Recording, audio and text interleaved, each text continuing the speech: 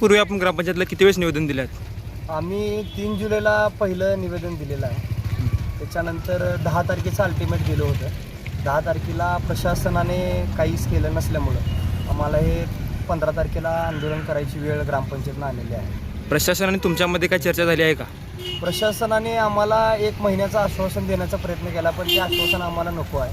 कारण आम्ही 7 दिवसाचा अल्टिमेट दिलेला असताना परत आम्हाला 1 महिन्याचा अल्टिमेट ते देत आहेत. मग आम्ही 1 महिन्याचा अल्टिमेट न देता तुम्ही कामाला सुरुवात करा, आम्हाला काम दाखवा, त्याच्यानंतर आम्ही आंदोलनाची आमची पुढची भूमिका ठरेल असं आमच्या सर्व समितीच्या वतीने त्यांना सांगण्यात आलेलं आहे. दारूबंदी हा विषय पोलीस प्रशासनाने जाणीवपूर्वक टाळला आहे असं ग्रामस्थांचं म्हणणं आहे. तुम्ही त्याबद्दल काय सांगाल?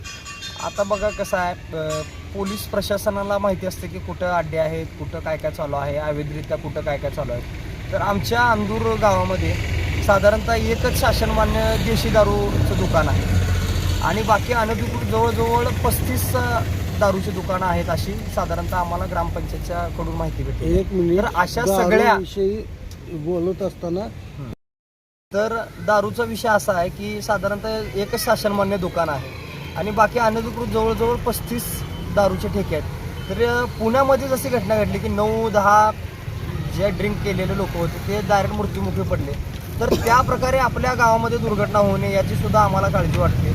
म्हणून आम्ही दारूबंदीचा सुद्धा विषय ह्याच्यामध्ये घेतलेला आहे. दुसरं ह्याच्यामध्ये या दारूबंदीला कोण श्रेय देते, ह्याला कोण राजकीय पाठिंबा आहे का, ह्या सुद्धा गोष्टी आपल्या सगळ्या गावकऱ्यांनी जाणून घेण्याचा प्रयत्न केला पाहिजे. आणि आमच्या प्रमुख मागणीपैकी दारूबंदी हा अतिशय महत्त्वाचा विषय आम्ही या आंदोलनामध्ये घेतलेला आहे. ग्रामपंचायत कार्यालयासमोर आपण ठिय्या आंदोलनासाठी बसला आहात. तुमच्या प्रमुख मागण्या काय आहेत? 3 जुलैला आम्ही निवेदन दिलं तर प्रमुख मागण्या 4 आहेत. पहिली मागणी जे ब्रिज खाली अतिक्रमण झाले ते हटवण्यासाठी पहिली मागणी. दुसरी मागणी गेल्या 10 वर्षापासून शेतकऱ्यांना जो डुकराचा त्रास होत आहे त्या बाबतीत दुसरी मागणी आहे.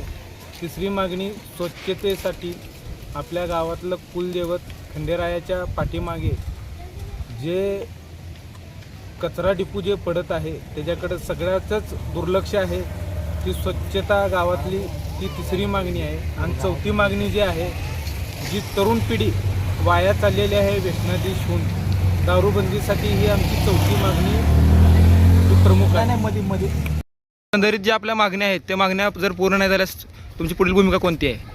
आंदोलन हे कंटिन्यू चालू राहणार आहे आणि जोपर्यंत आमच्या सगळ्या मागण्या पूर्ण होत नाहीत तोपर्यंत आम्ही आंदोलन हे चालू ठेवणार आहे.